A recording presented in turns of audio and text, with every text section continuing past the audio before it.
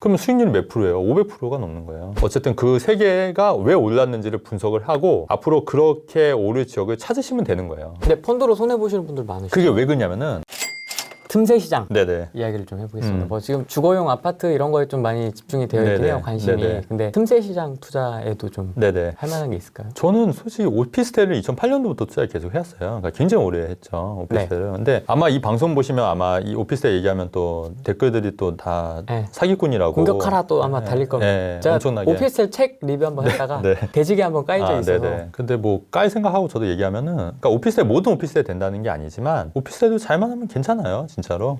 괜찮고 저는 그걸 경험을 해봤기 때문에 괜찮고 한번 그걸 한번 검색을 해보세요. 제가 말씀드려볼게요. 마곡에 있는 마곡나루의 프루지오 시티랑 그다음에 위례 신도시 있는 오벨리스크, 그다음에 정자동의 프루지오 시티 3차 이렇게만 세 개를 한번 검색을 해보시면 분양가 대비 지금 얼마가 올랐나를 한번 비교를 해보세요. 그럼 분양가 대비 거의 한 1억이 올랐거든요. 분양가 대비 오피스텔인데. 그 보타니 프루지오가 네, 보타니 프루지오도. 제가 네. 그 분양할 때 한번 네네. 갔었거든요. 가보셨어요? 답사를. 네, 그러니까 그 그때 피가 분양가 얼마였었어요? 되게 쌌었어요. 그러니까 1억 3,4천이었잖아요. 맞습니다. 피가 한 200, 300 붙어 있었던 맞아요. 때였습니다. 네. 제가 지금 그게 2억 2, 3천이에요. 그러니까. 그러면 그게 1억밖에 안 올랐네? 하지만 투자금 대비는. 근데 그 1억 3천도 사실은 돈이 다 필요한 게 아니잖아요. 내 돈 2, 3천? 맞습니다. 그러면 수익률이 몇 프로예요? 500%가 넘는 거예요. 그리고 그건 양도세 중과도 해당이 안 되잖아요. 그러니까 주택임대사업자로 하면은 그렇지만 양도세 중과가 해당이 되지만 그 오피스텔 일반 업무용으로 하게 되면 양도세 중과가 안 되거든요. 그러면은 양도소득세도 절감되고 그거 만약에 열채 샀다고 가정해 볼게요. 3천만씩 투자해서 열채다면 3억이잖아요. 3억 투자해서 1억씩 만약에 올랐다. 그러면 열채면 10억을 번 거잖아요. 불가능한 게 아니잖아요. 그렇기 때문에 오피스텔도 잘만 하면 괜찮아요. 근데 그 자리 참 어려운 것 같아요. 네. 어떻게 하면 좀 잘 고를 수 있습니까? 그러니까 제가 말씀드린 오피스텔들은 다 이렇게 작은 오피스텔이 아니에요. 그러니까 일단은 규모가 있고, 그다음에 브랜드, 대단지, 그다음에 요즘 오피스텔은 뭐 커뮤니티가 굉장히 잘 돼 있어요. 헬스장, 최근에 뭐 수영장도 있는 오피스텔도 있거든요. 이제 그런데, 그러니까 그런 게 커뮤니티에서 그 위례 오벨리스크는 저도 이제 갖고 있는 오피스텔에서 월세 지금 받고 있는데 거기는 그 영화관이 들어와 있어요. 극장이 오피스텔에 상가에 단지에. 그러니까 셀프와 샌들 신고 영화를 볼 수 있는 거예요. 오피스텔인데. 근데 그런 이제 부대 시설이 같이 겸비한 오피스텔은 나쁘지 않다는 거죠. 그럼 그게 규모가 몇 세대 정도 돼야? 600세대 정도 되죠. 위례 오벨리스크는. 그 다음에 거기 프루지오 시티 같은 경우에는 1000세대가 넘죠. 그러니까 이게 대규모. 그러니까 제가 말씀드린 이게 소규모 이런 오피스텔이 아니고, 그렇죠. 20세대, 30세대 이런 그런 거 거는 오피스텔이 아니죠, 사실.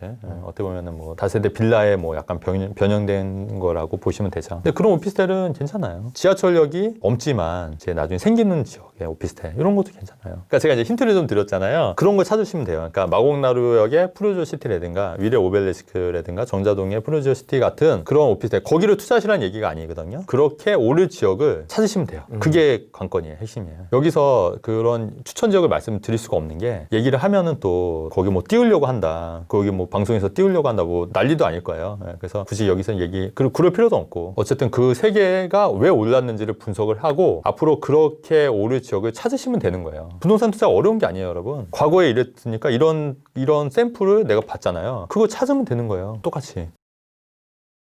지식산업센터가 네네. 요새 또 네네. 관심 많이 받고 있는데 네. 지산 네. 어떻게 좀 보세요? 그러니까 지산업센터도 가장 큰 장점이 이게 대출이 80%가 나와요. 그러니까 거의 뭐 레버리지가 어마어마하게 하고, 그다음에 이제 어떤 업종은 세제 혜택도 굉장히 많고 이제 그런 것도 있는데, 아무래도 지산업센터는 이제 업무용이니까 공실이 오피스텔에 비하면 많을 수밖에 없겠죠. 약간 오피스텔은 의외로 공실을 안 나요. 왜냐하면 주거도 같이 들어가기 때문에. 근데 지산업센터는 공실 걱정이 있기 때문에 입지나 이런 걸 잘 보셔야 되거든요. 저 같으면, 그러니까 오피스텔에 정말 자신이 있으면 저는 오피스텔을 하겠어요, 저 같으면. 왜냐면 저는 그쪽으로 좀 특화가 돼 있으니까. 그럼에도 불구하고 지산업센터를 하겠다고 하면은 그런 공실 여부를 잘 검토하셔서 하시는 게 맞다. 그 다음에 금액도 크잖아요. 이게 지산업센터 금액이 크니까 제 생각은 차라리 오피스텔 여러 차는 전략도 나쁘진 않을 것 같아요. 지산업센터를 할 바에는. 근데 그럼에도 불구하고 지산업센터를 또 잘하신 분들 계시더라고요. 전문 분야가 다 다르니까. 그래서 그런 것도 관심 있게 하시면은, 어쨌든 지산업센터는 레버리지가, 오피스텔은 대출이 80%까지는 안 나오거든요. 그러니까 레버리지를 활용해서 투자를 하시겠다고 하면은 지산업센터는 가장 큰 장점이지 않겠냐. 그리고 지산업센터도 오르는데도 꽤 있더라고요. 굉장히 있어요, 오르는데도. 근데 참고로 저는 지산업센터를 투자를 주로 하진 않아서. 그럼 수익형 부동산은 주로 오피스텔하고 상가. 상가. 네, 임대 맞춰진 상가. 네. 임대 맞추신 상가? 네네. 그렇게 좀 보고 있습니다. 상가는 분양은 아니고.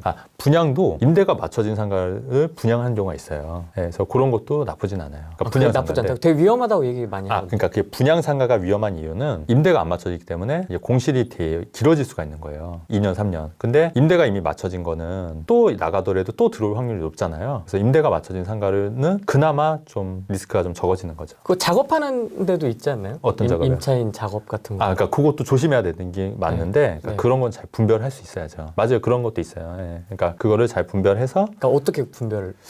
글쎄 그거는 다 그런 건 아니지만 네, 일부 이제 그렇게 시행사에서 뭐 이렇게 장난을 치는 경우도 있고 하니까 네. 글쎄 제가 볼 땐 저는 이제 또 현업에 있긴 하니까 시행사들은 그런 관계를 통해서 좀 알 수가 있는 것도 있고 뭐 소문. 네, 소문도 있고 그리고 대부분 이제 보면은 우리 후레인 TV 우리 김종훈 님도 아시겠지만 사람 딱 보면 보이잖아요. 말하고 하면은 잘 안 보이나요? 뭐 아직 네. 잘 안 보입니다. 그래요? 네. 네, 그래서 그런 거 이제 하는 거죠. 그러니까 사람 보고 저는 약간 사람을 좀 보고 하는 것 같아요. 저도 이제 사람인지라 예전에 투자할 때 이제 담당하시는 중개인 보고 또 어느 정도 좀 판가름 하거든요. 여기 투자할지 말지. 물론 이제 그 물건만 보는 게 아니라 그 사람도 이제 같이 보고 그 다음에 이 물건이 나온 이유, 계기 뭐 이런 것도 그냥 보기 때문에 그리고 그 작업이 아니라 아예 그냥 5년 이렇게 임대차가 맞춰진대. 근데 그 예를 들어서 최근에 제가 임대 맞춰진 상가 하셨던 분이 이제 국민은행 우량한 임차자잖아요. 이런 거는 그 짜고 할 수가 없는 거잖아요. 아니면 이제 그 삼성화재라든가 이렇게 임대가 맞춰진 아니면 이제 병원 이런 데 임대가 맞춰진 데는 우량한 임차인이기 때문에 그 다음에 약정 기한이 뭐 3년 5년이 돼 있으면 어쨌든 그 기간만큼은 월세를 받을 수 있는 거잖아요. 잘 나가지도 않을 것 같긴 한데. 안 나가죠. 국민은행이 나갈. 네, 그러니까. 않을 것 같은데. 그리고 그 시설 투자금을 뭐 한 2억 정도 들였어요, 만약에. 그러면은 그거를 투자를 했는데 그것도 나가겠어요. 그러니까 그런 거 이제 다 확인하고 이제 하는 거죠. 근데 이제 갔는데 그냥 날림으로 이제 공사하고 언제라도 뭐 나갈 수 있을 것 같은 그런 상관 하면 안 되죠. 당연히. 시설 투자금이 얼마인지 또 어떤 우량한 임차인인지 이런 것도 같이 고려를 해야겠죠. 그러니까 상가도 그 투자 잘하시는 분들은 상가 투자로도 꽤 괜찮으세요. 네. 네. 그러니까 뭐든지 보면은 이 명함이 있어요. 오피스텔도 마찬가지고 아파트도 마찬가지고 상가도 마찬가지고 명함이 있기 때문에 너무 안 좋은 얘기만 듣고서 여기는 하면 안 되겠다 이거는 별로 바람직하지는 않는 것 같아요. 그러니까 모든 투자 상품에 명함이 있기 때문에 잘하는 것도 있고 안 되는 것도 있고 오피스텔도 마찬가지잖아요. 오피스텔 부정적인 얘기를 많이 하지만 전 어쨌든 그 틈새를 잘 찾아서 나는 계속 성공적인 투자를 하고 있는 거잖아요. 네. 그러니까 그거를 너무 연연해 피실 필요는 없는 것 같아요. 댓글 장난 아니게 달리는데. 네. 뭐 상관없습니다. 뭐. 네. 주력으로 하시는 투자는 뭐세요? 개인 투자? 저는 정말로 다양해요. 혹시 농구 좋아하세요? 농구요? 네. 아니요, 농구는 뭐. 농구 팬이세요? 잘 몰라서. 네. 전 예전에 허재 좋아했거든요. 허재. 네, 허재. 요새 이제 예능 많이 나오시는데 네. 허재는 어시스트도 잘하고 드리블도 잘하고 슛도 잘 쏘고 리바운드도 잘하고 그러니까 올라운드 플레이어. 농구 대통령. 그렇죠. 네. 대통령이다? 아니 그게 아니라 그런 뜻이 아니라 저는 호기심이 많아서 네. 진짜 다 다방면으로 그러니까 예전에는 재개발, 재건축, 뭐 분양권, 아파트, 상가, 토지, 그죠 오피스텔까지 정말 다양하게 그러니까 두루두루 아는 거죠. 그러니까 한 분야에 막 정말 전문적으로 하는 건 아닌데 이렇게 두루두루 알고 그다음에 또 제가 자산관리사 출신이니까 뭐 자산 금융상품 굉장히 잘 알아요. 뭐 달러, 환율, ELS 뭐 그죠 펀드로 또 한 것도 있으니까. 펀드도 하세요? 근데 예전에 펀드 했고 지금은 안 해요. 펀드를 왜 안 하냐면 펀드 수익률 뭐 5%, 10%, 15% 정도는 사실 부동산에서는 아무것도 아니에요. 제가 아까 그 예를 드렸잖아요. 그렇기 때문에 굳이 펀드를 할 필요는 없겠다는 생각이 들어서 안 하고 전 솔직히 펀드 투자 수익률도 연 한 10에서 15%는 꾸준히 내올 자신 있어요. 정리식으로 그런 하는 방법들이 있어서 그런 거 그러니까 전반적으로 다양하게 아니까 장점이 뭐냐면 기회가 더 많이 보이는 것 같아요. 기회가. 어떤 분들은 오타쿠처럼 한 분야만 파신 분들 계세요. 그게 나쁘다는 얘기가 아니에요. 근데 그렇게 한 분야만 파서 하는데 그렇게 되면은 이제 트렌드가 바뀌면 빨리 도태돼요. 그래서 다방면으로 아시는 것도 괜찮은 것 같아요. 제 생각은. 부동산 투자를 위해서 네네. 종잣돈을 모으는 네네. 단계에서 네. 좀 해야 할 수 있는 재테크? 현실적인 재테크 방법이 뭐가 있을까요? 저는 계속 말씀드렸지만 정기식 펀드 진짜 괜찮아요. 정기식 펀드를 여러분 그 코스트 에버리지 효과라고 정기식 펀드가 이렇게 주가가 떨어지더라도 나눠서 사게 되면은 주식을 더 많이 보유하게 되는 거잖아요. 그러니까 예를 들어서 1,000원에 샀는데 1,000원에 팔면 이득이 안 나잖아요. 근데 1,000원에 사고 900원에 사고 800원에 사고 700원에 사고 500원에 사고 600원에 사고 다시 1,000원에 팔면 이득이 나잖아요. 왜냐면 500원 샀던 게 다 이득이 되니까. 평단가가 낮아지니까. 그렇죠. 네, 그러니까 주가는 1,000원에 사서 1,000원이지만 내가 나눠서 샀기 때문에 이득이 나는 것처럼 정기식 펀드는 사실은 이렇게 상승장에서도 이득이 나지만 이렇게 하락장만 아니고 반등을 하게 되면은 수익이 나거든요. 그래서 장기적으로 보면은 수익이 안 날 수가 없는 거예요. 근데 펀드로 손해 보시는 분들 많으시죠? 그게 왜 그러냐면은 이렇게 떨어질 때 못 참고 이때 파는 거예요. 반등하기 전에. 근데 아예 그 사양 그런 산업군이 아니라고 하면은 일반적으로 그 주가 흐름이 어때요? 반등하잖아요. 언젠가는 다시 올라오잖아요. 그럼 요새 펀드는 네네. 어떤 업종? 지금 요즘 종합주가지수 몇이죠? 제가 요새 못 봐가지고. 저도 모르겠네요. 2,100 정도 되죠? 정기식 펀드는 사실 투자 시점이 중요하진 않아요. 왜냐하면 매달 들어가는 거기 때문에 매달 들어갔다가 등락이 있겠지만은 뭐 좀 긴 텀으로 보면은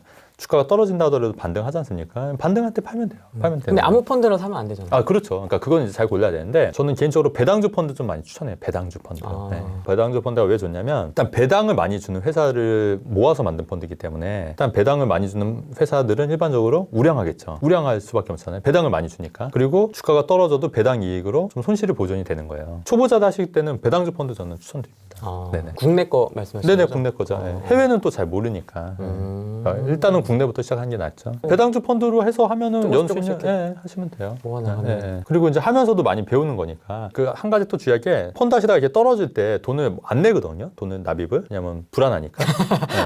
아, 네. 네, 근데 그러지 마시고 그냥 넣으세요. 떨어졌을 때. 왜냐면 반드시 회복해요. 그러니까 그런 시장의 믿음을 갖고 계셔야 돼요. 정상적인 펀드를 선택하고 네네, 정상적인 펀드. 그다음에 네. 계속 꾸준하게 그렇죠, 그렇죠. 납입을 해서 본전이 오거나 네네네. 지수가 본전이 그렇죠. 오거나 했을 네. 때 수익이 팔면 난다. 네. 수익이 난다. 그렇죠. 어. 근데 제 말이 진리예요, 진짜. 한번 해보시면 아실 거야. 이 말이 진짜인지 아닌지 보려면 그냥 10만 원, 20만 원 소액으로 한번 해보시는 거예요. 그러면 크게 미치지 않고 오히려 저 아시는 분도 최근에 제 말을 듣고 한번 해봤는데 수익률이 뭐 한 10%가 나니까 눈이 이제 동그래졌다고 하더라고요. 근데 예상으로. 이게 펀드가 워낙 네네. 많으니까 어떻게 골라야 뭘 되나. 골라야 될지도 그렇죠. 사실 네. 잘 모르겠고. 일단은 좀 검색을 좀 해보시고 그다음에 직원들이 이제 추천해주는 펀드는 그게 썩 좋지 않을 수도 있어요. 왜냐하면 그게 이제 실적 때문에 이제 추천하는 미는 경우에, 거죠. 미는 상품일 수도 있기 때문에 그러니까 그런 거를 이제 사람을 잘 봐야 돼요. 그러니까 이게 왜냐면 이게 권유를 할 때 이 사람이 나를 위해서 하는 건지 아니면 본인의 이득을 위해서 하는 건지 그런 거를 저는 좀 판가름이 되는 것 같아요. 네. 그런 것도 노력을 많이 하셔야 되고 그러니까 너무 또 안 믿을 필요는 없지만 또 그런 것도 잘 생각해서 결정하시는 게 좋을 것 같아요. 부동산 전문가를 모셔놓고 네, 갑자기 금융 얘기를. 펀드 네. 얘기하고 있습니다. 그러니까 그게 왜냐면 제가 자산관리사를 거의 10년 이상 했기 때문에. 영상을 보고는 있지만 네네. 지금 당장 투자할 돈이 없는 분들도 그렇죠, 예. 분명히 그렇죠, 있으시거든요. 당연하죠. 그런 분들 네. 통해서 그렇죠. 다시 한번 말씀드리면 배당주 펀드 여러분 꼭 한번 해보시면 좋을 것 같습니다. 네. 막 지금 사라는 게 아니고요. 한번 네. 공부해보시고 그 당연하죠. 네, 공부해보시고 네, 네. 배당주 펀드 네. 한번 해보시면 좋을 것 같습니다. 네.